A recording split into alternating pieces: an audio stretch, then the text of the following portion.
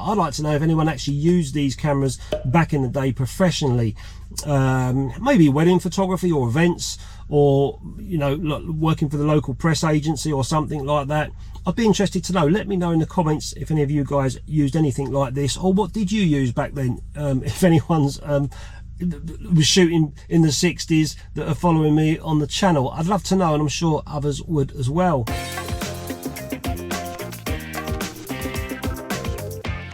Hi guys, and welcome back to my channel. Today I'm going to be shooting this Praktica Super TL camera around these streets. I've got a roll of Ilford FP4 inside, and I've got a few lenses to try out as well. This camera was introduced in 1968 with the Praktica Super TL. It was their first one that introduced an internal light meter. It's really good if you want to get into film photography on the cheap side. This camera you can pick up on eBay. I've seen them for £12 and the description saying they're fully working.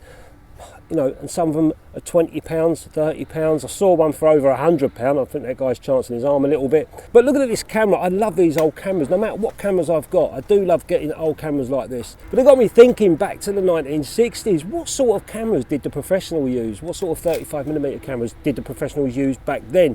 If you were shooting professionally back in the 1960s or the 70s, let me know in the comments what camera you had. Or maybe if you didn't have the top brass cameras of the day, did you really want one? I think back then, in the 60s certainly, the Nikon F would have been the top dog to get hold of if you was a professional photographer. Had interchangeable prisms, and also the Nikon F lenses were absolutely fantastic. And of course it was a tank and a robust camera and very reliable as well. And of course I suppose at the time you had Pentax, Minolta, TASCAM as well, to name just a few. And Praktica as well. But I think these cameras were more for the enthusiast. They were certainly cheaper, but I'd love to know why these cameras weren't used professionally. Maybe they were, I don't know. But I should imagine the pros would have gone for the Nikon or maybe the Pentax Spotmatic back in the day. If you was a professional photographer and you turned up, say for example, for your press agency at a football match, and all the guys around you were shooting Nikon Fs and you turned up with this, would they laugh at you? I don't know. I wasn't around in the 60s. I was mistaken for the flu and I popped up in the 70s. That's ideal for a 28mm lens. This is an old hotel that's completely derelict. Not much has happened with it for many years. But you can see it's all boarded up. It's just a complete eyesore. And that's the same old thing when you live around.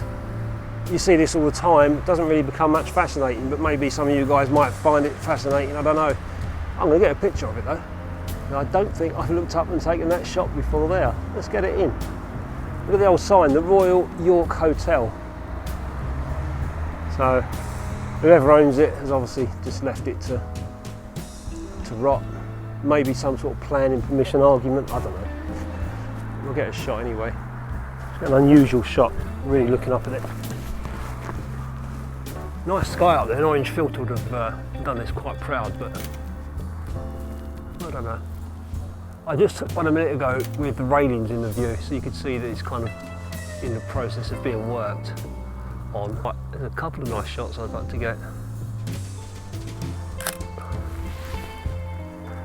Look how far it goes. I was right over there. And this hotel goes right to the back there. I'd love to have a mooch around inside. I bet it's fascinating inside there. It hasn't been open for, it's easily 20 years maybe or more. But look, it's just left to rot. I can imagine it's quite intriguing inside. Ill repair, maybe old pianos and bar stuff going on, chairs. Interesting. But when you look online, there's an absolute ton of SLRs that were popping up. Some are really awful, some are really good but underrated, and I think this falls in that category of a very good camera, very good system, but very underrated at the same time. So I'm going to go off and take some pictures with this. I've already spent about a week with it already, and I've put a couple of rolls through it. And you know, the beauty of having one of these is with the M42 screw fit mount, I've got quite a few lenses for that system. Today I've brought out this CANON one that I've got. This is a 135mm f2.8 CANON M42 mount lens. I've also brought out with me a cheap Hanimex. Look at this, Hanimex 28mm. These things you can pick up for about 15 quid online. f2.8 28mm lens, nice and wide.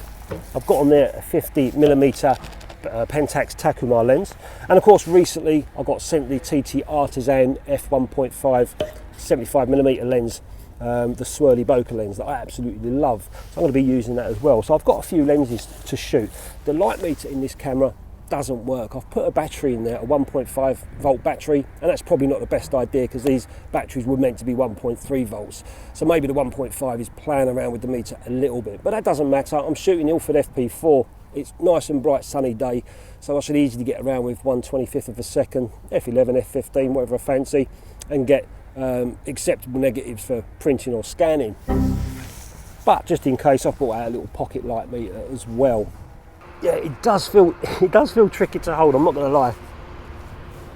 But once you get used to it, once you're balanced out, it's okay.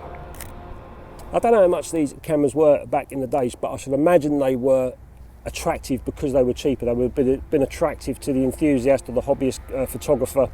I can't imagine they would have been for the professional photographer unless it was a backup camera. But then if it was a backup camera, that professional photographer no doubt would have probably had another M42 screw fit camera such as the Pentax Spotmatic.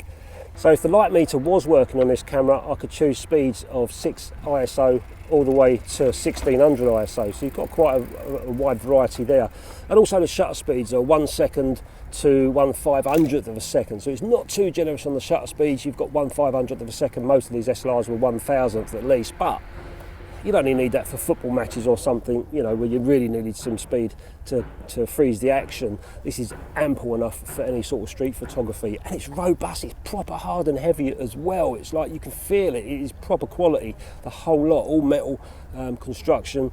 On the front there you've got a little tiny button for your metering, so when you look through you want to flick the meter on to see where if you need to change the aperture, you just press that button, and that also gives you a depth of field preview, as well as pressing this halfway down gives you a depth of field preview as well.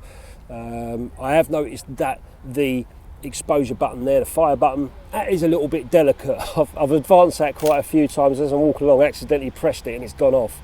So it is a little bit delicate. But other than that, what a lovely camera, and it's got your little flash sinks ports there as well. And that's about it. There's nothing flash about it at all. It's just if you enjoy shooting old cameras and you like photography, or especially if you want to get into film photography, this, and there are others I've mentioned on the channel before, are ideal because they're cheap. And this M42 system, like I said, you can get some great lenses pretty cheap as well. Turn right, let's get down on there. I don't know why that's just attracted me, that sign on the floor says turn right. Okay, nice and big. Love these wide lenses. Let's see if we can wait for someone to walk past. There we go.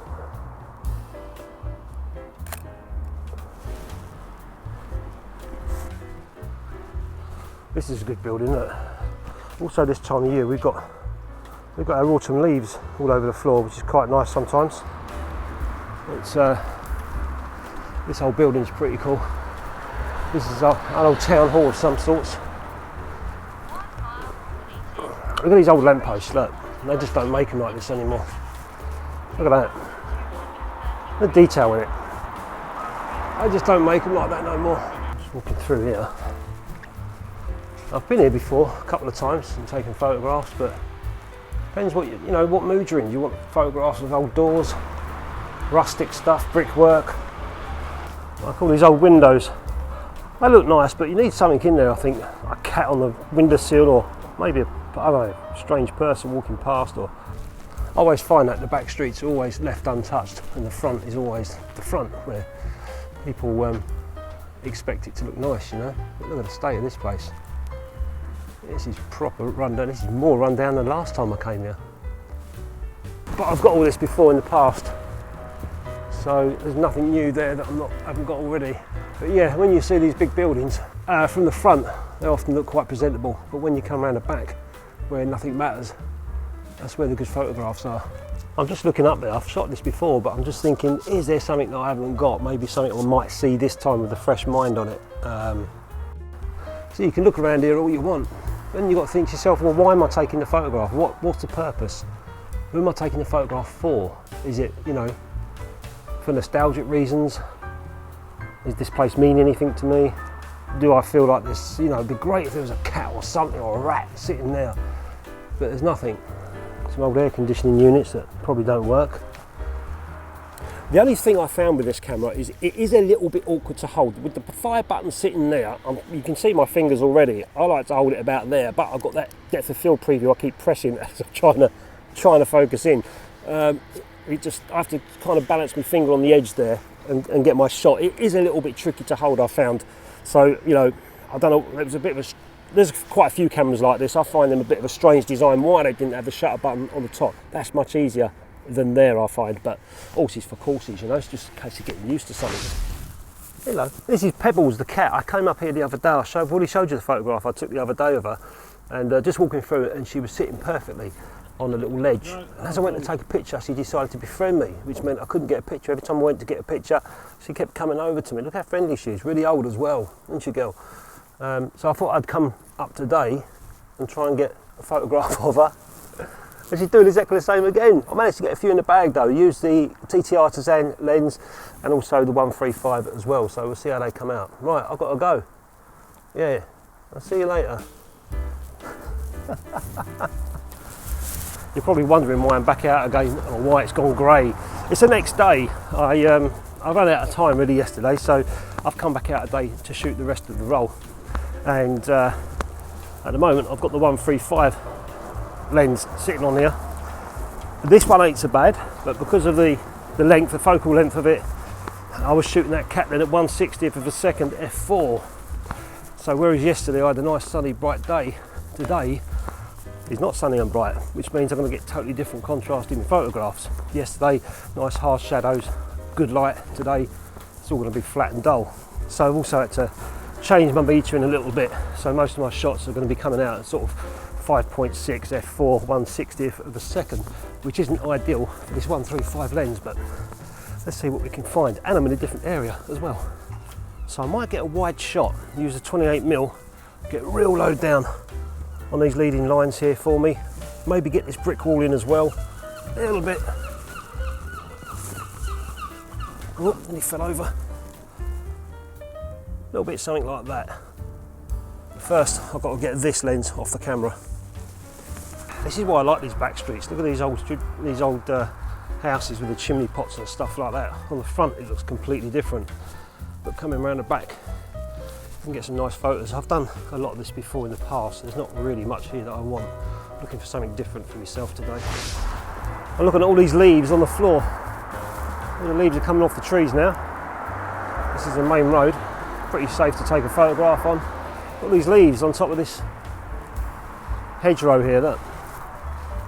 They might look quite nice, autumn leaf shot. So I've just walked down a little bit. Might have a nice photograph there with the leaves on the floor, a bit of that gate. Have to go in portrait mode. See how that comes out. In the background you can see some trees. And I'll keep using the wide lens for these shots.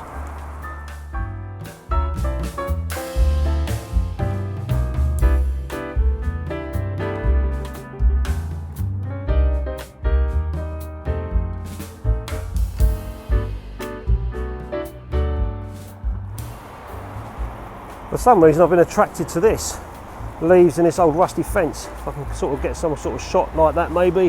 Have that brickwork going off exactly how you can see it there. The light's better at the moment. Using the wide lens again.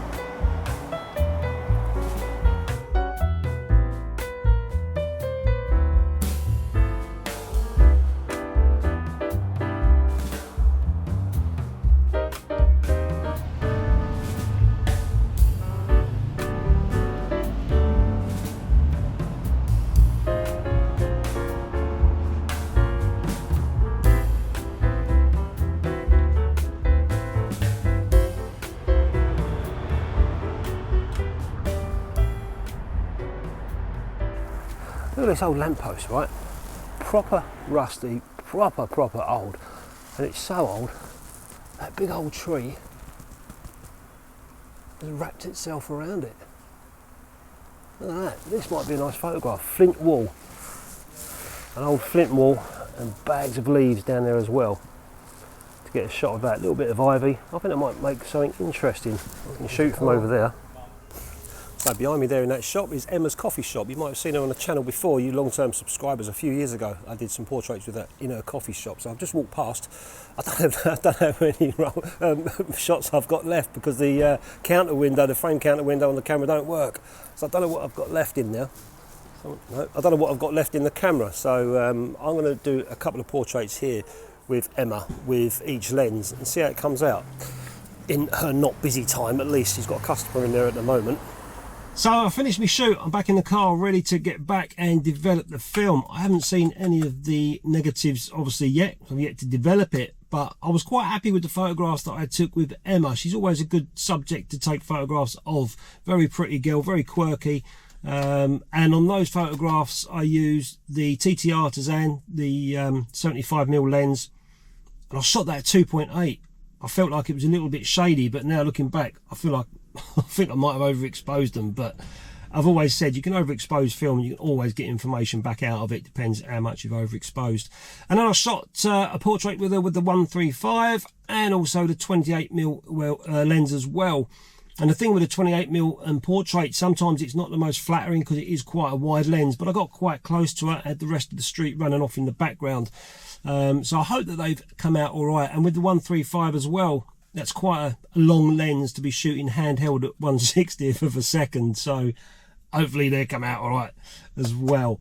I've shown you guys the photographs as I've gone along, and I'll show you a couple more now. And getting back to the main subject of the video, what a workhorse this camera is. I've read reviews on this camera, people that have used it and had one of these for a long time, decades, and still shooting this camera, and it hasn't failed them. I must admit, this one is running across all the speeds nice and freely, but the counter window doesn't work at all, so there must be some sort of problem in here when you're advancing. It's a little bit laggy there trying to come back. I'll show you that again, and I can shoot this because I've rewound the film back, but there it goes there. You can just see it, it's not doing much, so I think there might be a little bit of mechanism problem with it there.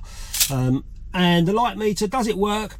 I think it does, but I've got a wrong battery in there. If I put the 1.35 volt battery in, then maybe it would work okay, but I don't really rely on a light meter. I just enjoy shooting this. I'll just set it to the Sunny 16 and shoot away all day, or use the pocket light meter that I was using. But as for these cameras, you know, all these old cameras I think are fantastic. If you get one that's in good condition and it's inexpensive as well, you can get a bargain. And especially these M42 screw fit cameras. There's loads of lenses, like I said, M42 screw lenses. They're plentiful, some are really good, and not bad price either, depending on what you want. If you're going to go for a I think it's a 1.4 Pentax 50mm, they're quite expensive. But you know, lenses like this you can just pay all day long, sort of 15, 20, 30 quid for them, and you've got a nice lens to go with your camera. So a nice cheap setup for anyone wanting to get into film photography. But moreover, I'd like to know if anyone actually used these cameras back in the day professionally, maybe wedding photography or events, or you know, working for the local press agency or something like that. I'd be interested to know. Let me know in the comments if any of you guys used anything like this, or what did you use back then. If anyone's was shooting in the 60s that are following me on the channel, I'd love to know, and I'm sure others would as well.